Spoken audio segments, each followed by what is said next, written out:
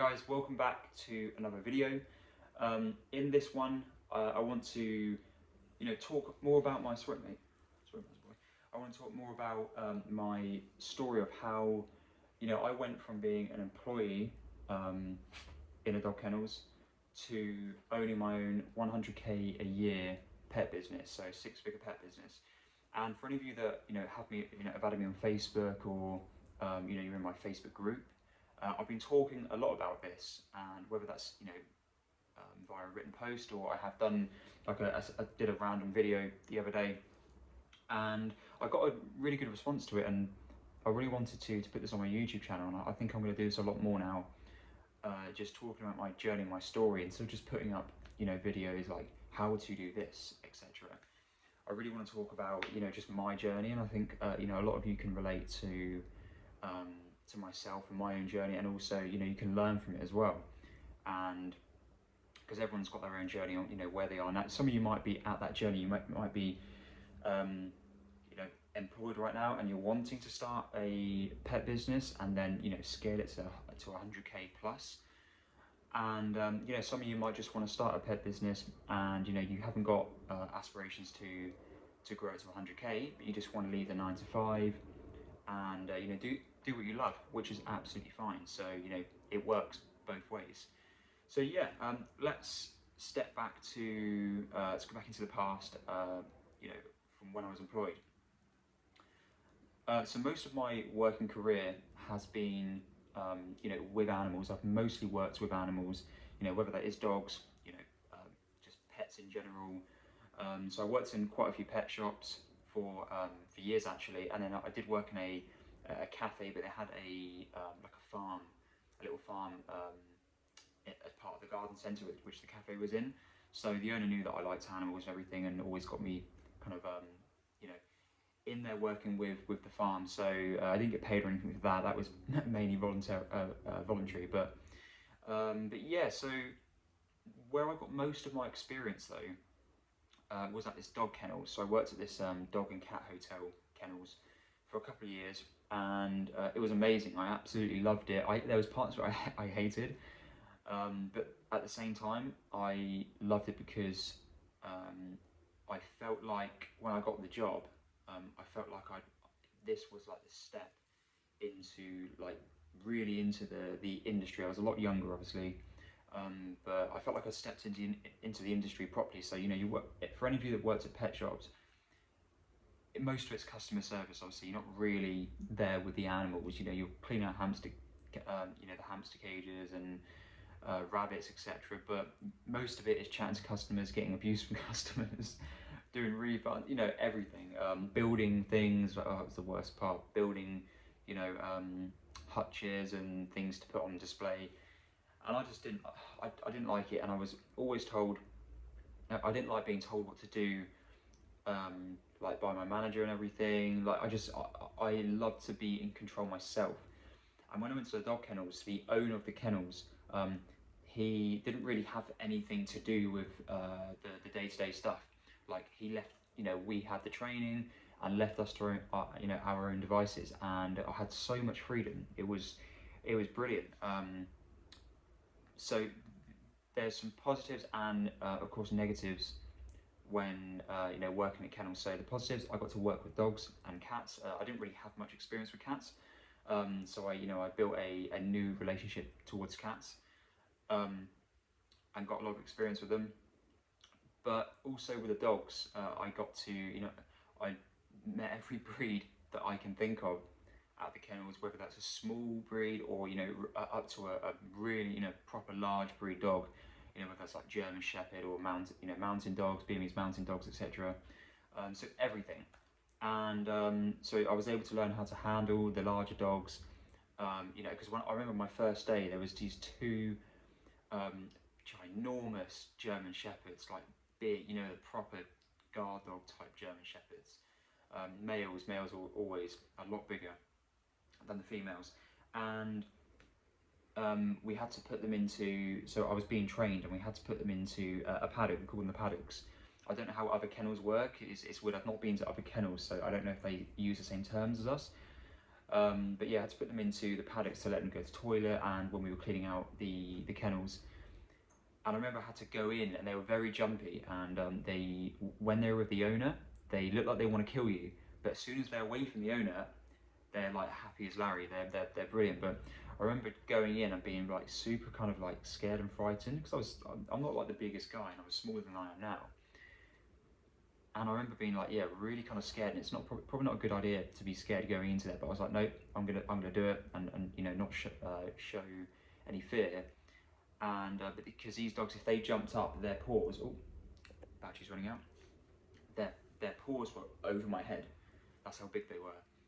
And yeah, that was my first day. It was nerve wracking, but sometimes you've got to jump into the deep end, and it just went from there really.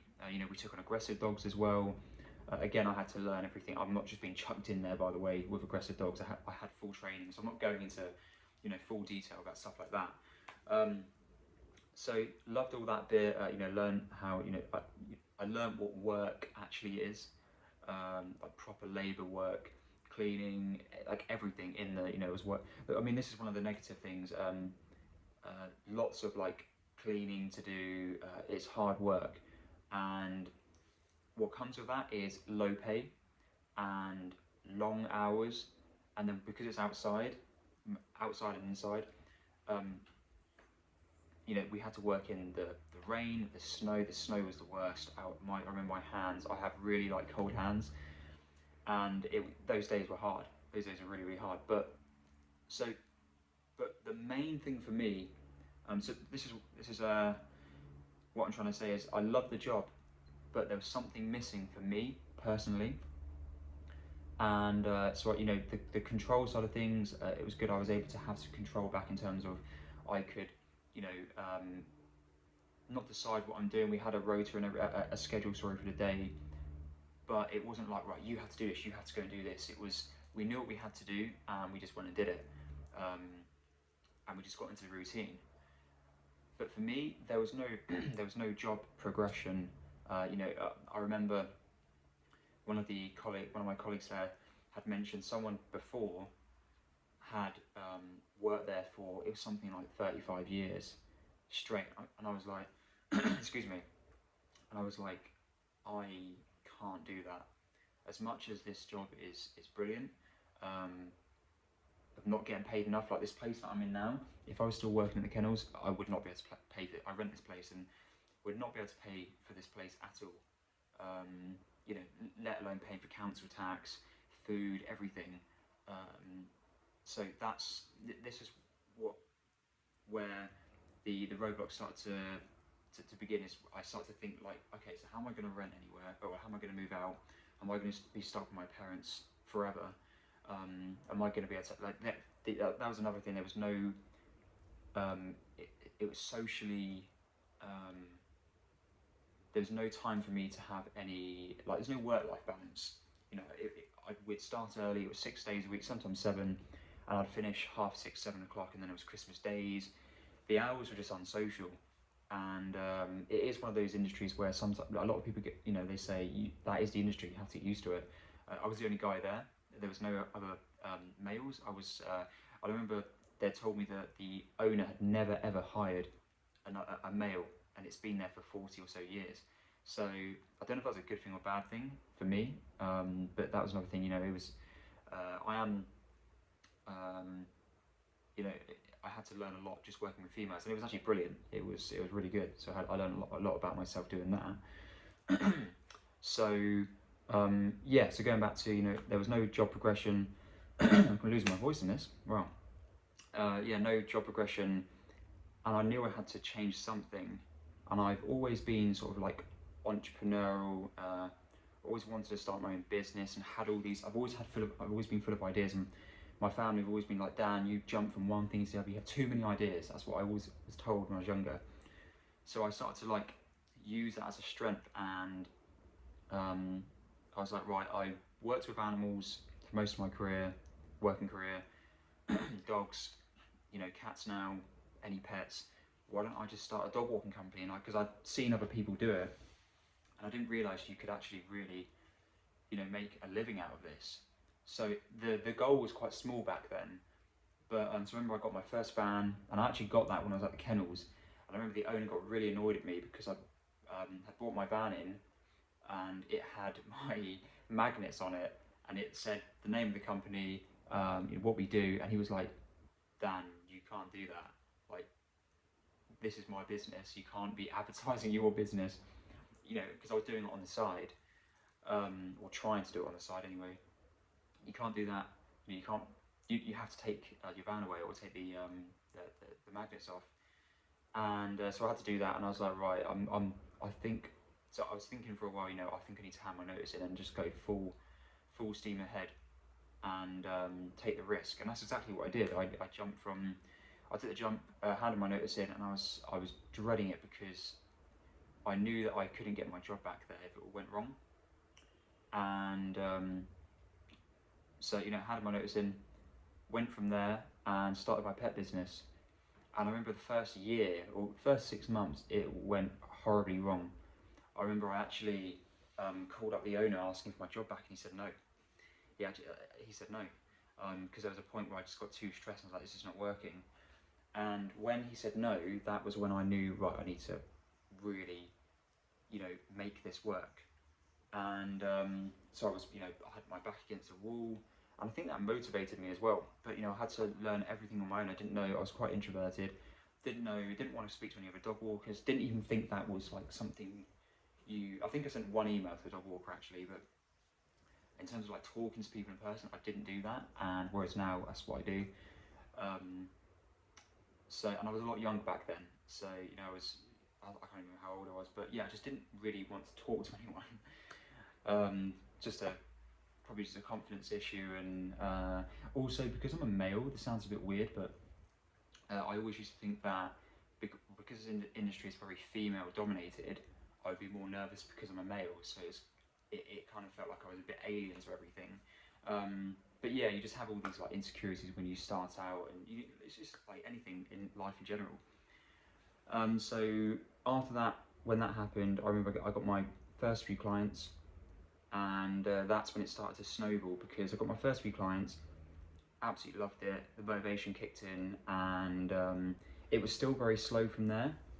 But once I got my first few clients, like I said, it just snowballed, and I started to learn. I went onto YouTube, best school in the world. YouTube, learn about business, how to run a dog walking company. There still isn't much on there apart from what I'm doing and a few other people. So yeah, it took me a long time to get to where I am now, but I just slowly built it up, and there was some months that weren't great, other months that were really good. But once I'd learned, how to market my business, I started a social media agency on the side. I started to run Facebook ads and do content for like restaurants and small businesses, and that really gave me the information I needed to do. Like I invested into some courses, and I knew that this was going to help me overall. So my main thing is the pet business, but I still do my social media stuff.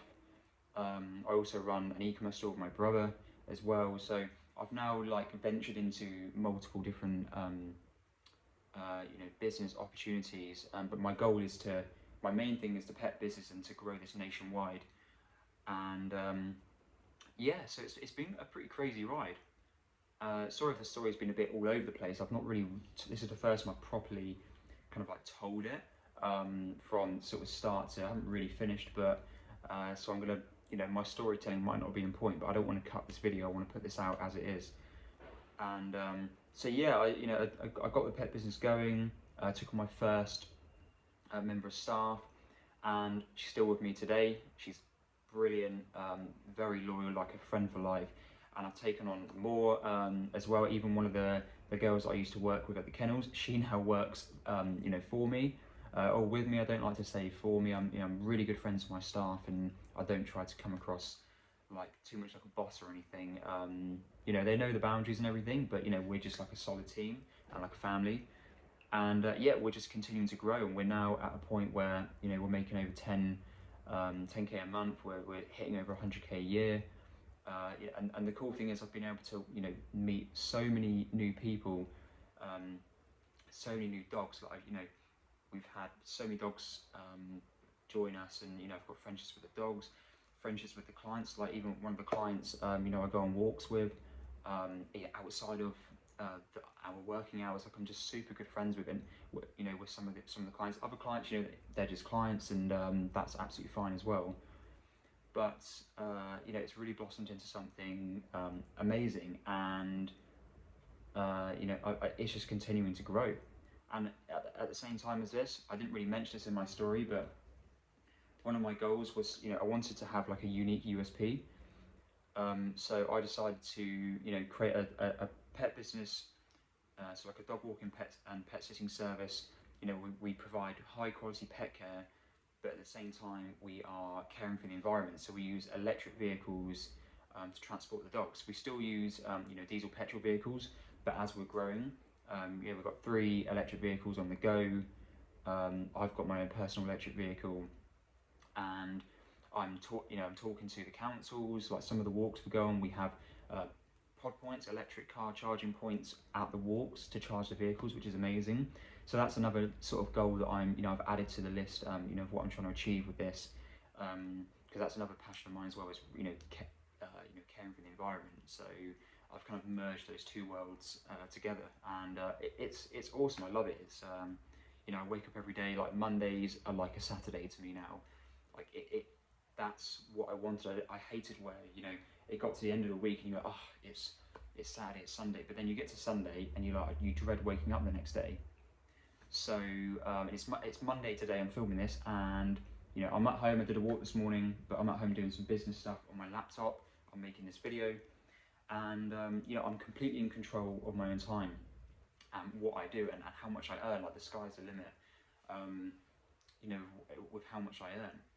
And that's why I created, you know, a Facebook group to help people that want to start or grow their own, you know, grow their pet business to 100k. And that's what I want to focus this YouTube channel on. That's what I'm focusing my Facebook page on, group on, and I've had a lot of awesome responses from people. So I hope you enjoyed that story. I might tell it in a bit more detail in the future. Let me know what you think. And I wanted to mention at the end of this video that I'm also now offering my 6-figure pet business program, coaching program. I'm currently working with 5 people. The spaces are almost filled up. Actually, I've had so much. Yeah, I've had a lot of inquiries on my Facebook group and my Facebook page. So I'm looking to. That's what I'm starting as well. That's another thing. So if any of you are interested in that, it is a paid program to join. So I'll leave the link and everything in the description to join my Facebook group, and you can add me on Facebook as well if you're interested, whether you've you know, you've started already and you want to hit 100k, or if you're looking to start a pet business in general. So like I said, it is an investment into your business. I have had a couple of people reach out, and you know, they're not looking to invest or anything like that, but this is a paid program. So if any of you are interested in that, reach out to me. Would love to have a chat with you, and you know, hear about your goals and your ambitions, and we can go from there. So yeah, thanks for watching this video. I hope you you know, you learned something from it, or you could at least relate to it, and I'll see you in my next one.